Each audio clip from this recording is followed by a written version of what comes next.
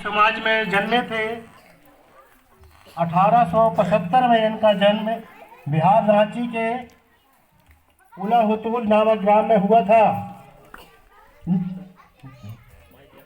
हाँ,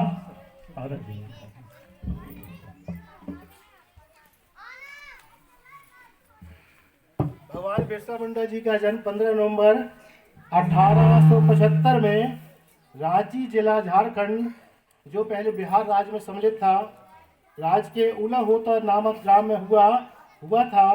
आपकी माता का नाम कर्मी था और आपके पिता का नाम सगुना मुंडा था।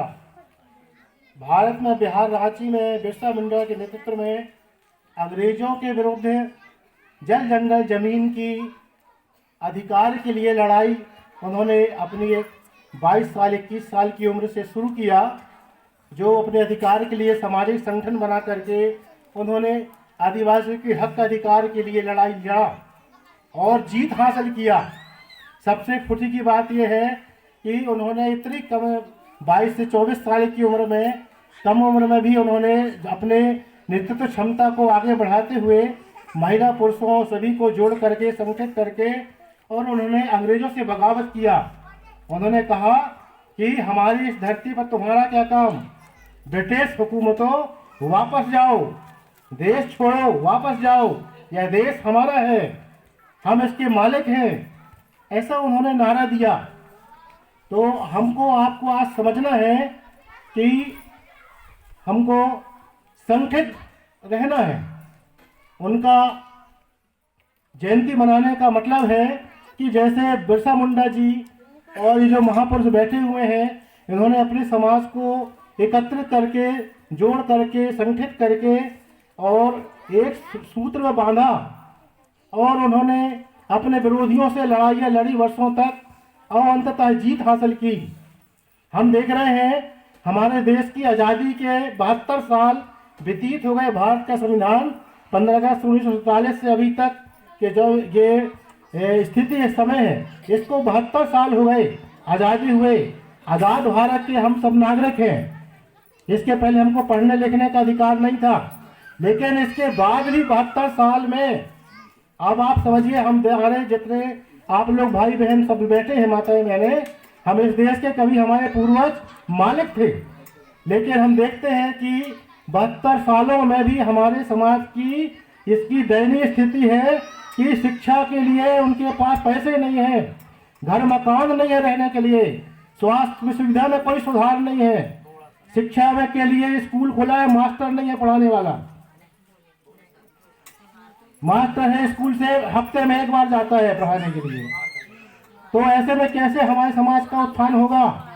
इस बात को हमको गौर करना है, समझना है कि चाहे शिक्षा हो, चाहे स्वास्थ्य हो, चाहे रोजगार हो, चाहे हमारे कोई भी काम हो, व्यापार हो, हम हमारे हर प्रकार के कार्यों में अवरोध पैदा किए गए हैं, हमारी तरक्की में बाधा उत्पन्न की गई है, रुकावट पैदा की गई है। क्यों? क्योंकि हम संगठित नहीं हैं, हम सब अलग अलग हुए हैं। और जितना भी हमारा ये समाज है मूल निवासी, वो शेड्यूल ट्राइब, अनुसूचित जाति, पिछड़ा वर्ग, आदिवासी, ये 3 प्रकार के वर्गों में बटा हुआ है।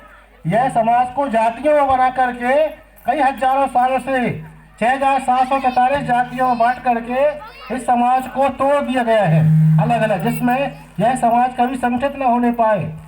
तो आज भगवान बिरसा मुंडा जी की जयंती के अवसर पर जयंती मनाने का मतलब होता है कि इन महापुरुषों की प्रेरणा लेकर के हम अपने समाज को ऊंचाइयों की तरफ, शिक्षा की तरफ ले जाएं। सबसे बड़ी बात यह है 72 सालों में हमने शिक्षा प्राप्त करने की।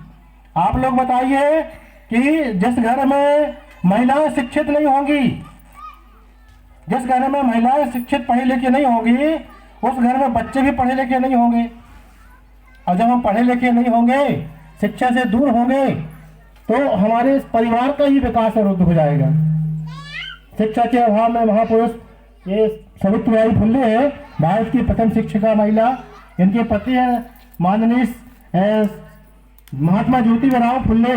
उन्होंने कहा है कि शिक्षा के अभाव में धन धन खर्च हुआ, शिक्षा के अभाव में धन, बुद्धि नष्ट हुई, बुद्धि के अभाव में धन नष्ट हुआ, और धन के अभाव में हम सब कुछ तितर बितर होकर के रह गए।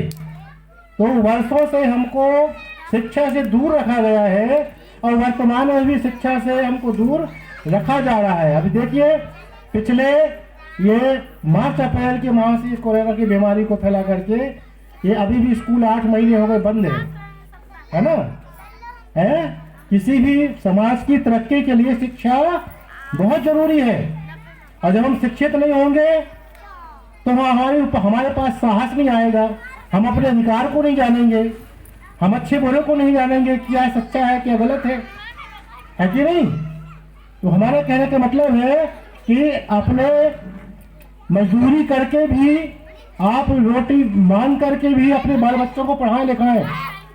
उनका उद्देश्य है आपको शिक्षा से दूर रखना, लेकिन हमारा उद्देश्य क्या होना चाहिए? शिक्षा को प्राप्त करना, लकड़ी बेच करके मजदूरी करके शिक्षा प्राप्त करना, अपने बाल बच्चों को पढ़ाना। जब आपके बच्चे पढ़े लिखेंगे तो हमारे जैसे बोलने वाले बनेंगे, समझने वाले बनेंगे। देश में क्या हो रहा है आज की देश की स्थिति क्या है?